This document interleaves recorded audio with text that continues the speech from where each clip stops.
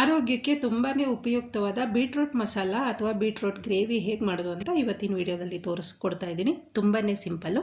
Video start ಮಾಡೋದಕ್ಕಿಂತ ಮುಂಚೆ ನಿಮ್ಮಲ್ಲಿ ಒಂದು ರಿಕ್ವೆಸ್ಟು, ಹೊಸದಾಗಿ ಯಾರಾದರೂ ನನ್ನ ಚಾನಲ್ಗೆ ಜಾಯ್ನ್ ಆಗಿದ್ದರೆ ಸಬ್ಸ್ಕ್ರೈಬ್ ಮಾಡ್ಕೊಂಡು ನೋಡಿ, ಹಾಗೆಯೇ ಬೆಲ್ ಬಟನ್ ಕ್ಲಿಕ್ ಮಾಡಿ ಆಲ್ ಅಂತ ಸೆಲೆಕ್ಟ್ ಮಾಡ್ಕೊಂಡು ನೋಡಿ, ಮತ್ತು ಸ್ಕಿಪ್ ಮಾಡ್ದಿರಾ ವಿಡಿಯೋನ ನೋಡಿ. ಬನ್ನಿ ವಿಡಿಯೋ ಸ್ಟಾರ್ಟ್ ಮಾಡೋಣ. ಮೊದಲಿಗೆ ನಾನಿಲ್ಲಿ ಒಂದು ಜಾರ್ಗೆ ಸ್ವಲ್ಪ ಕಾಯಿ ತುರಿನ ಹಾಕ್ಕೊತಾ ಇದ್ದೀನಿ. ಮೆಣಸಿನ್ಕಾಯಿ ಒಂದು ಸ್ವಲ್ಪ ಅಂದರೆ 4, ಒಂದು 5 ಎಸಳು ಬೆಳ್ಳುಳ್ಳಿ, ಸ್ವಲ್ಪ ಶುಂಠಿ, 1 ಸ್ಪೂನಷ್ಟು ಹುರಿಗಡಲೆ, ಸ್ವಲ್ಪ ನೀರನ್ನ ಹಾಕಿ ರುಬ್ಕೊತಾ ಇದ್ದೀನಿ. ರುಬ್ಬಿದಾಗಿದೆ. ಈಗ ಒಂದು ಪಾತ್ರೆಯಲ್ಲಿ ಸ್ವಲ್ಪ ಆಯಿಲ್ನ ಹಾಕ್ಕೊತಾ ಇದ್ದೀನಿ. ಜೊತೆಗೆ 1 ಸ್ಪೂನಷ್ಟು ಸಾಸಿವೆ, ಅರ್ಧ ಸ್ಪೂನಷ್ಟು ಉದ್ದಿನಬೇಳೆ, 1 ಈರುಳ್ಳಿನ ದಪ್ಪ ಈರುಳ್ಳಿನ ಉದ್ದುದಾಗಿ ಕಟ್ ಮಾಡಿ ಹಾಕ್ಕೊತಾ ಇದ್ದೀನಿ. ಈರುಳ್ಳಿ ಸ್ವಲ್ಪ ಫ್ರೈ ಮಾಡ್ಕೊಬೇಕು. ಬೀಟ್ರೂಟ್ನ ನೀವು ಕಟ್ ಮಾಡಿ ಅಂದರೆ ಚಿಕ್ಕದಾಗಿ ಕಟ್ ಮಾಡಿ ಪಲ್ಯ ಮಾಡ್ತೀರಲ್ವ, ಅದು ಚೆನ್ನಾಗಿರುತ್ತೆ. ಬಟ್ ಅದಕ್ಕೆ ತಿನ್ನುವಾಗ ಸ್ವಲ್ಪ ಅಗಿಯೋದಕ್ಕೆ ಕಷ್ಟ ಆಗುತ್ತೆ ಅನ್ನೋದಾದರೆ ನೀವು ಈ ಥರ ಬೀಟ್ರೂಟ್ನ ತುರಿದು ಬೀಟ್ರೂಟ್ ಮಸಾಲ ಮಾಡಿ ನೋಡಿ.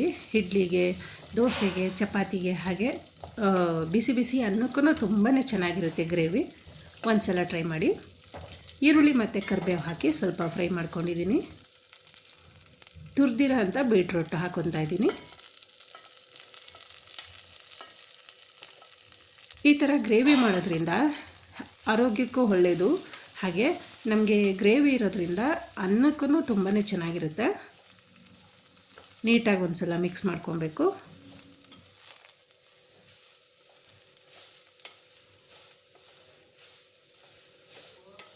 ತಳ ಹಿಡಿದೇ ಇರೋ ಥರ ಮಿಕ್ಸ್ ಮಾಡ್ಕೊಬೇಕು. ಮಿಕ್ಸ್ ಮಾಡಾದಮೇಲೆ ರುಬ್ಬಿರೋಂಥ ಕಾಯಿನ ಹಾಕ್ಕೊಳ್ಳೋಣ. ಜಾರ್ಗೆ ಸ್ವಲ್ಪ ನೀರು ಹಾಕಿ ಅದನ್ನು ಹಾಕ್ಕೊಳ್ಳೋಣ. ಸ್ವಲ್ಪ ನೀರು ಹಾಕ್ಕೊಂಡು ಮಿಕ್ಸ್ ಮಾಡ್ಕೊಳ್ಳಿ.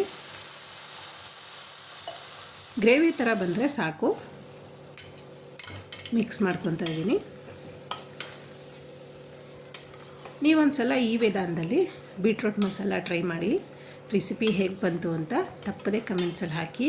ಯಾಕಂದರೆ ನೀವು ಹಾಕೋ ಕಮೆಂಟ್ಸ್ಗಳು ನಾವು ಮತ್ತೆ ಮುಂದೆ ಹೆಚ್ಚು ವಿಡಿಯೋಗಳನ್ನ ಮಾಡೋದಕ್ಕೆ ಸ್ಫೂರ್ತಿ ಸಿಕ್ತಂಗೆ ಆಗುತ್ತೆ. ನೀರು ಸ್ವಲ್ಪ ಕಡಿಮೆ ಅನ್ನಿಸ್ತು, ಹಾಗಾಗಿ ಮತ್ತೆ ಇನ್ನೊಂದು ಸ್ವಲ್ಪ ನೀರು ಹಾಕ್ಕೊತಾ ಇದ್ದೀನಿ. ಮಿಕ್ಸ್ ಮಾಡ್ಕೊಳ್ಳೋಣ. ಮಿಕ್ಸ್ ಆದಮೇಲೆ ರುಚಿಗೆ ತಕ್ಕಷ್ಟು ಉಪ್ಪು ಹಾಕ್ಕೊಳ್ಳೋಣ. ಉಪ್ಪು ಹಾಕಿದ್ಮೇಲೆ ಸ್ವಲ್ಪ ಕುದಿ ಬರೋದಕ್ಕೆ ಬಿಡೋಣ.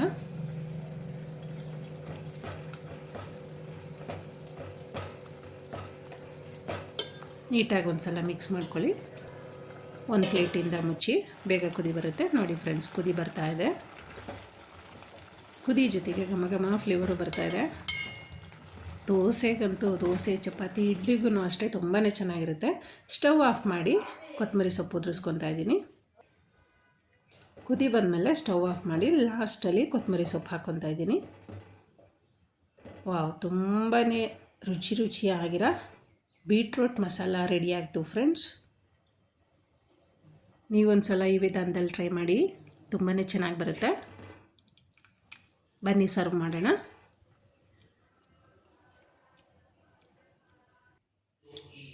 ದೋಸೆಗಂತೂ ಸೂಪರಾಗಿರೋ ಬೀಟ್ರೂಟ್ ಮಸಾಲ ರೆಡಿ ಆಯಿತು ಫ್ರೆಂಡ್ಸ್. ಈ ವಿಡಿಯೋ ನಿಮ್ಗೆ ಇಷ್ಟ ಆಗಿದರೆ ಪ್ಲೀಸ್ ಲೈಕ್ ಮಾಡಿ, ಶೇರ್ ಮಾಡಿ, ಸಬ್ಸ್ಕ್ರೈಬ್ ಮಾಡಿ. ಹಾಗೆ ನಿಮ್ಮ ಫ್ಯಾಮಿಲಿ ಮೆಂಬರ್ಸ್ಗೆ, ಸ್ನೇಹಿತರಿಗೆ ತಪ್ಪದೇ ಈ ವಿಡಿಯೋನ ಶೇರ್ ಮಾಡ್ತೀರಾ ಅಲ್ವಾ. ಮತ್ತು ವಿಡಿಯೋ ಇಷ್ಟ ಆದರೆ ಲೈಕ್ ಮಾಡೋದನ್ನು ಮಾತ್ರ ಮರಿಬೇಡಿ. ಹೊಸದಾಗಿ ಜಾಯ್ನ್ ಆಗಿರೋರು ಸಬ್ಸ್ಕ್ರೈಬ್ ಮಾಡ್ಕೊಂಡು ನೋಡಿ. ಮುಂದಿನ ವಿಡಿಯೋದಲ್ಲಿ ಸಿಗೋಣ. Thank you.